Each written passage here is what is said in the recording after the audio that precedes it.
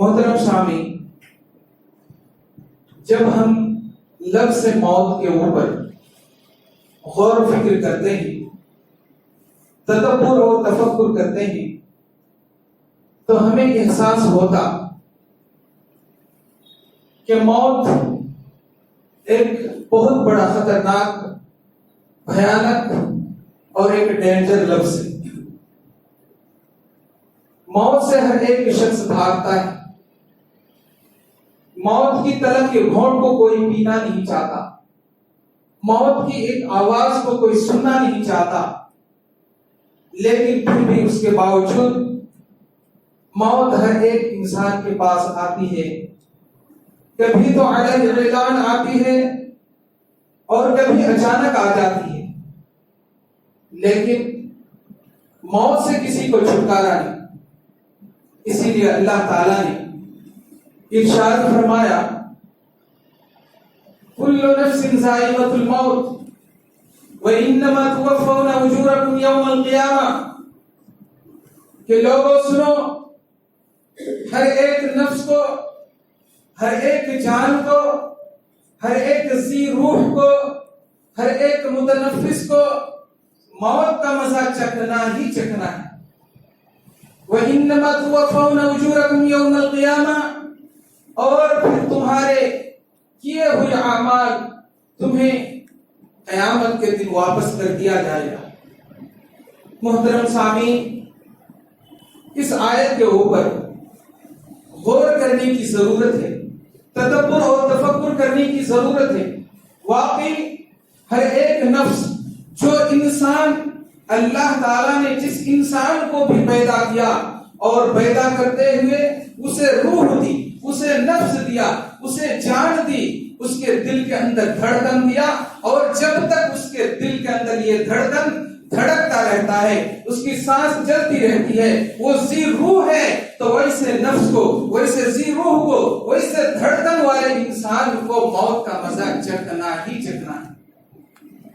چاہے وہ تکبر اور غرور کرنے والا، گھمنڈ سے اترا اترا کر کے چلنے والا فرعون ہو یا پھر شداد ہی کیوں نہ ہو، چاہے وہ ابی بن خلف ہو یا ابو جہل ہی کیوں نہ ہو، چاہے مفسر ہو یا مفکر، چاہے مدبر ہو یا مترجم، چاہے وہ انسان غریب ہو یا امیر، چاہے شہر کا رہنے والا ہو یا جھوپڑی کا رہنے والا، چاہے کتنوں بھی مالدار ہو، چاہے وہ کتنوں ہی غریب ہو، الغرض دنیا کے کسی بھی خطے کے اندر رہنے والا ہو، ہر انسان کو موت کا مزہ چکھنا ہے۔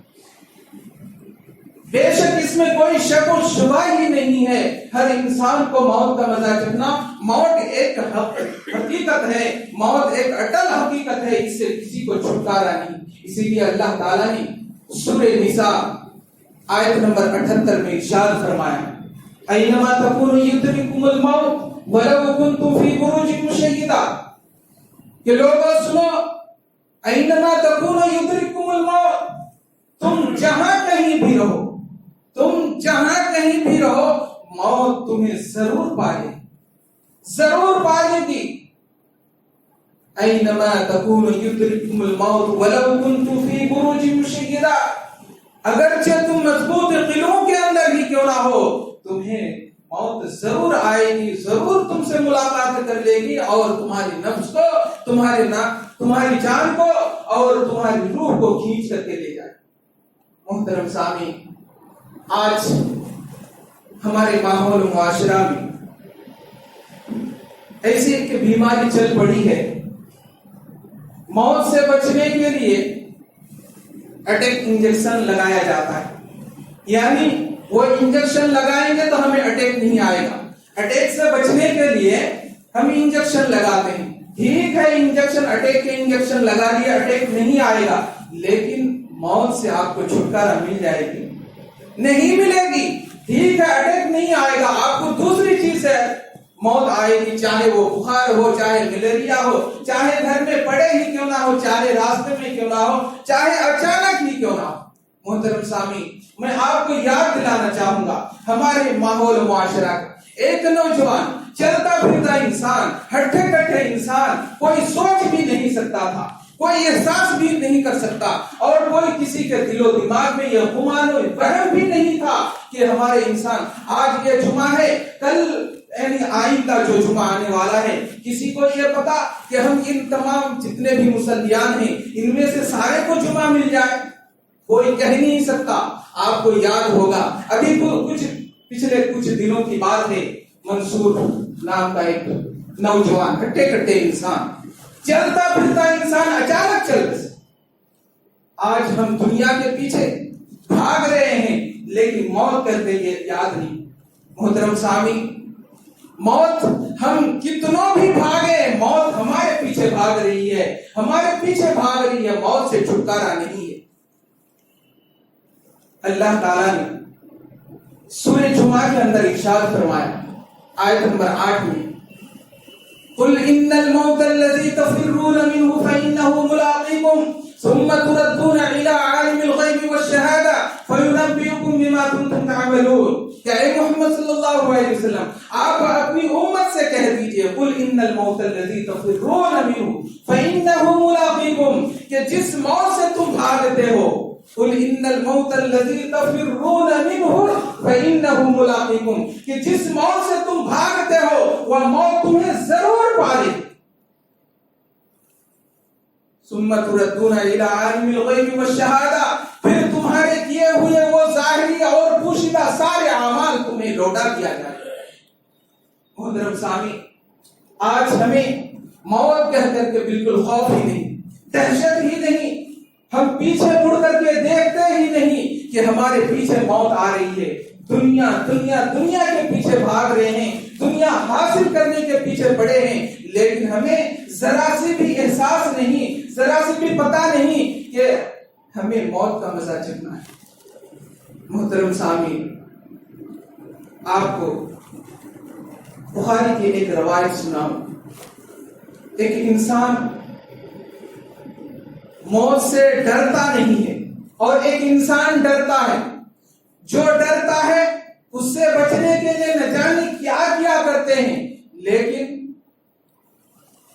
جو نہیں ڈرتا اسے کوئی بھی خوف نہیں، کوئی ڈر نہیں، کوئی دہشت نہیں۔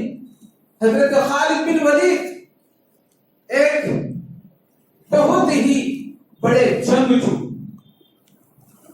جلیل القدر صحابی ہیں، بذات خود وہ بیان کرتے ہیں کہ میں بے شمار جنگ میں اللہ کے رسول صلی اللہ علیہ وسلم کے ساتھ جنگ میں شریک ہوا، اور بڑے دلیرانہ، بڑے مجاہدانہ انداز میں نے کفار اور مشرکین کے ساتھ مقابلہ کیا۔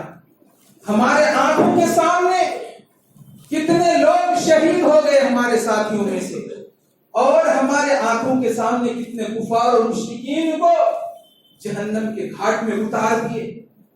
لیکن میری موت، میں دل میں یہ سوچ کر کے جاتا تھا کہ میری موت اس جنگ کے میدان میں ہو جائے، میں شہادت پا جاؤں، اللہ مجھ سے راضی ہو جائے، میں ان سے راضی ہو جاؤں۔ اس خیال سے کسی بھی جنگ میں جانے سے میں کتراتا نہیں تھا۔ ہر جنگ میں شریک ہوا، شمار ہوا، لیکن اس جنگ کے اندر میری موت لکھی ہوئی نہیں تھی۔ جب بستر میں پڑے ہیں، کھٹیا میں پڑے ہیں، اور وہ ساری باتیں یاد کر رہے ہیں اپنے جوانی کی کہ میں اتنے سارے جنگ میں شریک ہوا، لیکن موت میری آئی نہیں، اور اسی موت سے لوگ ڈر کر کے، گھبرا کر کے جاتے نہیں تھے۔ کتنے لوگ ہیلے اور بہانے کر لیتے تھے کہ ہم اگر جنگ کے اندر جائیں گے ہم مر جائیں گے، ہم شہید کر دیے جائیں گے، ہمارے بیوی بچوں کا کیا ہوگا۔ یہ سوچ سمجھ کر کے اللہ کے رسول صلی اللہ علیہ وسلم کے سامنے آ کر کے کچھ ہیلے اور بہانے کر لیتے تھے۔ آج دیکھو میری ذات سے، حضرت خالد بن ولید کہتے ہیں کہ میری ذات سے لوگوں کو عبرت لینی چاہیے۔ دیکھو آج میں اپنی موت سے اپنے کھٹیا میں، اپنی چارپائی میں مر رہا ہوں۔ محترم سامعین، تو اس موت کے لیے وہ اتنی تیاری کیے تھے کہ اللہ کو راضی کرنے کے لیے، اللہ کو خوش کرنے کے لیے، اللہ کی خوشنودی حاصل کرنے کے لیے وہ سارے جنگ میں شامل ہوئے۔ محترم سامعین، اس دین کے خاطر اتنی بڑی قربانی، لیکن وہی ہم کلمہ پڑھنے والے، جو کلمہ انہوں نے پڑھا تھا وہی کلمہ ہم بھی پڑھنے والے، وہی مسلمان ہم بھی۔ لیکن آج ہم اللہ کو راضی کرنے کے لیے، اللہ کو خوش کرنے کے لیے کون سا ایسا عمل کرتے ہیں جو اللہ تعالیٰ ہم سے راضی ہو جائے اور ہم ان سے راضی ہو جائے؟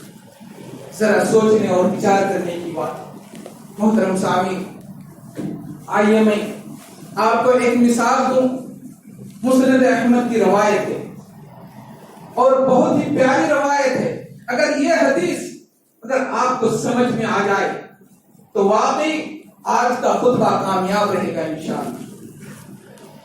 حضرت موسیٰ علیہ السلام کو سبھی حضرات جانتے ہیں کہ کتنے بڑے جلالی تھے، کتنے بڑے وہ پیغمبر تھے کہ اللہ تعالیٰ سے بات کرنے کے لیے وہ ضد کی اللہ تعالیٰ سے کہ اللہ میں تجھ سے بات کروں گا، میں تجھ سے دیکھنا چاہتا۔ اللہ تعالیٰ نے کہا تو مجھے دیکھ نہیں سکتا، لیکن پھر بھی بار بار وہ اصرار کرتے رہے، یہاں تک کہ اللہ تعالیٰ نے کہا کہ جا طور پہاڑ کے اوپر جا۔ طور پہاڑ کے اوپر گئے، تھوڑی سی تجلی دکھائی، وہ بے ہوش ہو کے گر پڑے۔ وہی حضرت موسیٰ علیہ السلام کے واقعہ ہے جب فرعون کے یہاں رہ رہے تھے، چلتے پھرتے۔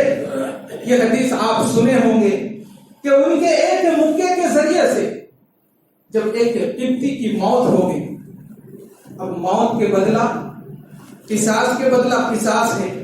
حضرت موسیٰ علیہ السلام کے مکے کی بنیاد پر اس قبطی کی موت ہو گئی۔ یہ خبر فرعون کے یہاں پہنچ جاتی ہے، معاملہ درج کر دیا جاتا ہے۔ فرعون کو بھی جب یہ بات پتا چل جاتی ہے کہ میرے ہی یہاں جس بچے کو میں نے پالا، میری بیوی نے پالا، وہی بچہ جس کو میں نے اپنی بادشاہت دینے کے لیے، اپنی بادشاہت انہیں سونپنے کے لیے میں نے پرورش کی، آج انہی کے ہاتھ سے یہ قبطی کی موت ہو گئی۔ موت کے بدلہ تو موت ہے، سزا تو دینی پڑے گی۔ جب یہ خبر حضرت موسیٰ علیہ السلام کو پہنچ جاتی ہے تو موت سے بچنے کے لیے، موت سے چھٹکارا پانے کے لیے کہاں بھاگ گئے تھے؟ مدین چلے گئے تھے۔ حضرت شعیب علیہ السلام کہ یہاں رکے، لمبا واقعہ میں ادھر جانا نہیں چاہتا۔ حضرت موسیٰ علیہ السلام مدین پہنچ گئے، مدین میں اپنی زندگی گزاری، دین کی دعوت دیتے رہے، اللہ تعالیٰ نے رسالت سے انہیں نوازا۔ لیکن جب موت کا وقت آیا، موت کا فرشتہ حضرت موسیٰ علیہ السلام کے پاس ایک انسان کی شکل لے کر کے آ جاتے ہیں اور عرض کرتے ہیں کہ اے موسیٰ، میں تیری جان لینے کے لیے آیا ہوں، میں تیری جان کو قبض کرنے کے لیے آیا ہوں۔ حضرت موسیٰ علیہ السلام تو بڑے جلالی تھے، بڑے طاقتور اور بڑے پہلوان، بڑے غصے والے بھی۔ وہ سوچے کہ میری جان لینے کے لیے تو یہ کیسے ہو سکتا ہے؟ چونکہ وہ موت کا فرشتہ انسان کی شکل میں آیا، وہ سوچے ہی نہیں تھے کہ یہ موت کا فرشتہ ہے، انسان تھی۔ جب انہوں نے سوچا کہ شاید یہ میرا دشمن ہے، دشمن سمجھ کر کے حضرت موسیٰ علیہ السلام نے کھینچ کر کے ایک چاٹا لگایا، چاٹا ان کی آنکھ میں لگی، جس کی بنیاد پر اور موت کے فرشتے کی آنکھ پھوٹ گئی۔ مسند احمد کی روایت میرے دوستو، وہ فرشتہ، موت کا فرشتہ جو انسانی شکل میں تھا، واپس اللہ تعالیٰ کے پاس روتا ہوا جاتا ہے اور عرض کرتا ہے، حالانکہ اللہ تعالیٰ سب کچھ جانتا ہے، لیکن وہ عرض کرتا ہے کہ اے میرے پروردگار، تو نے مجھے میری زندگی میں پہلی مرتبہ ایک ایسے شخص کے پاس بھیجا کہ جس نے میری ایسی فرقت کر دی ہے۔ اللہ تعالیٰ ان سے پوچھتا ہے کیا ہوا، بتا تو صحیح۔ کہ اللہ، اے میرے پروردگار، کہ دیکھو کہ انہوں نے میری آنکھ مار کر کے پھوڑ دی ہے۔ اللہ تعالیٰ نے اپنی قدرت سے ان کی آنکھ کو درست کر دی، صحیح کر دی، اور پھر سے کہا کہ کہ جاؤ پھر اسی شخص کے پاس جس نے تیری تربت بنائی تھی بقول تمہارے کہ میں پہلی بار ایسی انسان کو دیکھا کہ جس کے پاس جانے سے بغیر مار کھائے ہوئے واپس نہیں آنا پڑا۔ محترم سامعین، وہی فرشتہ واپس آتے ہیں، اللہ تعالیٰ ان سے کہہ دیتے ہیں کہ جا حضرت موسیٰ کو کہہ کہ لو اپنا ہاتھ ایک بیل کے پیٹھ کے اوپر رکھ دو۔ پھر ٹھیک ہے رکھ دوں گا۔ پھر کیا ہوگا؟ تمہارے ہاتھ کے نیچے جتنے بھی وہ بیل کے باریک باریک بال ہوتے ہیں، ہمارے سر کے بال تو موٹے ہوتے ہیں لیکن جانوروں کے جو گائے اور بیل ہے ان کا بال بہت باریک ہوتا ہے، بولے جتنے بال تمہارے ہاتھ کے نیچے آئیں گے ہر ایک بال کے بدلے میں ایک ایک سال تمہیں مہلت دی جائے گی۔ یعنی جتنے بال تمہارے ہاتھ کے نیچے آئیں گے اتنے سال تم جیو گے۔ حضرت موسیٰ علیہ السلام کے پاس آ کر کے وہی کہا اور ویسا ہی کیا۔ حضرت موسیٰ علیہ السلام کو سوال کیے، بولے ٹھیک ہے میں اتنے سال تو جی لوں گا، یعنی جتنے بال میرے ہاتھ کے نیچے آئیں گے اتنے سال تو میں جی لوں گا، پھر کیا ہوگا؟ ملک الموت نے کہا کہ پھر کیا ہوگا؟ جس کی بنیاد پر مجھے مار کھانا پڑا بس وہی تمہارا حال ہوگا، یعنی پھر تمہیں مرنا ہی پڑے گا۔ تو حضرت موسیٰ علیہ السلام نے سوچا کہ اتنے سال جینے کے بعد پھر مجھے مرنا ہی پڑے گا تو پھر اتنے سال جی کر کے فائدہ ہی کیا، لو تیار ہوں۔ موت کا فرشتہ ان کی جان کو قبض کر کے لے کے چلے جاتے۔ آپ ذرا احساس کیجئے کہ جس موت سے قصاص کا بدلہ نہ دینے کی بنیاد پر فرعون کے یہاں سے مدین چلے جاتے ہیں، پھر موت ان کے پاس آتی ہے، موت کا فرشتہ آتے ہیں اور پھر موت کا فرشتہ ان کے مار کھا کر کے چلے جاتے ہیں، اللہ تعالیٰ دوبارہ بھیجتے ہیں، پھر ان سے ساری باتیں ہوتی ہیں، آخر انہیں موت کا مزہ چکھنا ہی پڑتا ہے اور چکھنا ہی پڑا۔ اب ایسے جلیل القدر پیغمبر اس دنیا سے رحلت کر کے چلے گئے، کیا ہم چھٹکارا مل جائیں گے؟ ہمیں چھٹکارا مل جائے گی؟ چھٹکارا نہیں ملے گی میرے دوست۔ اس لیے ہمیں اس موت کے آنے سے پہلے ہمیں موت کی تیاری کرنی ہے۔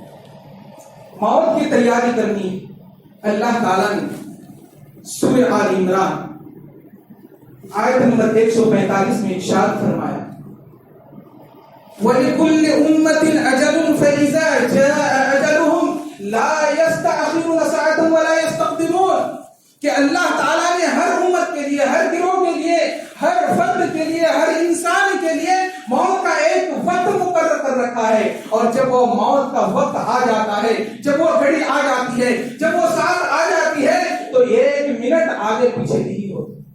لا يستأخرون ساعة ولا يستقدمون، کہ ایک منٹ نہ پیچھے نہ ایک منٹ پہ، بالکل وقت مقررہ پر ہماری جان کو قبض کر کے لے کے چلے جائیں۔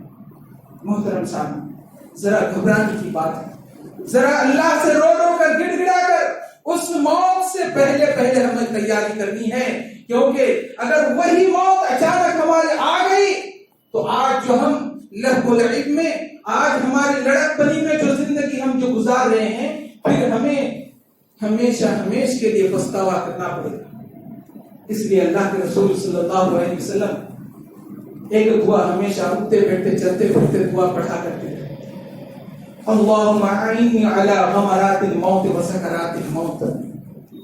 اللہ کے رسول صلی اللہ علیہ وسلم، ترمذی کی روایت ہے، روایت بالکل صحیح ہے، اللہ کے رسول یہ دعا پڑھا کرتے تھے، اللہم اعنی علی غمرات الموت و سکرات الموت، کہ اللہ میں موت کی بے ہوشی سے اور موت کی سختی سے میں پناہ چاہتا ہوں۔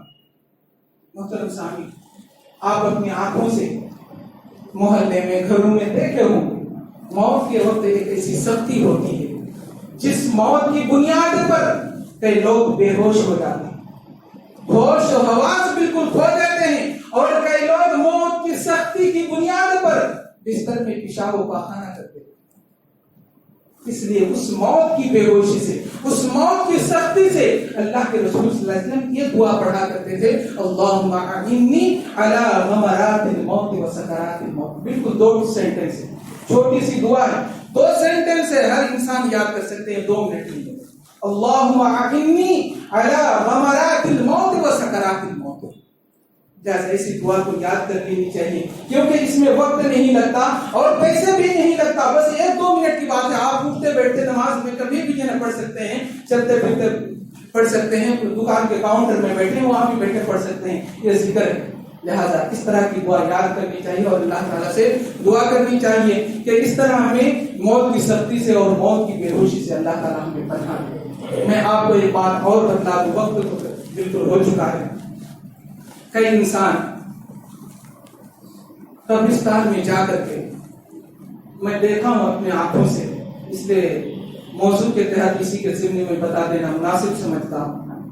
کئی انسان قبرستان جاتے ہیں اور جب دفن کرتے ہیں میت کو تو جب مٹی ڈالتے ہیں تو ایک دعا پڑھتے ہیں. وہ دعا قرآن کی آیت ہے, سورۃ طٰہٰ آیت نمبر 55 ہے. منہا خلقناکم وفیہا نعیدکم ومنہا نخرجکم تارۃ اخری. یعنی یہ 3 سینٹنس ہے اور 3 چلو مٹی ڈالتے, یعنی پہلا منہا خلقناکم وفیہا نعیدکم ومنہا نخرجکم تارۃ اخری. اس طرح کر کے پڑھتے ہیں اور مٹی ڈالتے ہیں. شریعت کے اندر اس کی گنجائش ہے ہی نہیں. کوئی بھی صحیح حدیث سے یہ ثابت ہی نہیں ہے کہ اللہ کے رسول صلی اللہ علیہ وسلم نے پہلے چلو مٹی دی اور منہا خلقناکم کہا اور ڈالا, دوسری چلو مٹی دی اور پھر وفیہا نعیدکم پھر یہ کہا اور پھر ڈالا. اس طرح کی کوئی صحیح حدیث موجود ہے ہی نہیں. لہذا اس طرح کی دعا یا اس طرح کی آیت پڑھتے ہوئے مٹی ڈالنا صحیح نہیں ہے. یہ اللہ تعالیٰ نے اس آیت کے اندر یہ کہا لوگوں کو توجہ دلانے کے لیے کہ منہا خلقناکم وفیہا نعیدکم ومنہا نخرجکم تارۃ اخری, کہ لوگوں سنو کہ منہا خلقناکم اسی مٹی سے تمہیں پیدا کیا گیا ہے. منہا خلقناکم اسی مٹی سے تمہیں پیدا کیا گیا ہے. ومنہا نعیدکم اور پھر تمہیں اسی مٹی کی طرف جانا پڑے گا. ومنہا نخرجکم تارۃ اخری اور پھر اسی مٹی سے تمہیں دوبارہ زندہ بھی کیا جائے. اس کا ارتھ ہے, اس کا مطلب ہے. لیکن یہ آیت پڑھتے ہوئے مٹی ڈالنا یہ کہیں سے ثابت نہیں ہے. لہذا اس طرح کی باتیں یا اس طرح کے کام کرتے ہوئے یا اس طرح کے عمل کرتے ہوئے باز آ جائیں.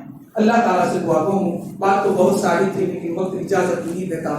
انشاءاللہ کبھی پھر موقع ملے گا تو انشاءاللہ بتاؤں گا. اللہ تعالیٰ سے دعا کروں کہ اللہ تعالیٰ ہم سب کو موت کے آنے سے پہلے موت کی تیاری کرنے کی توفیق عطا فرما. یا اللہ ہمیں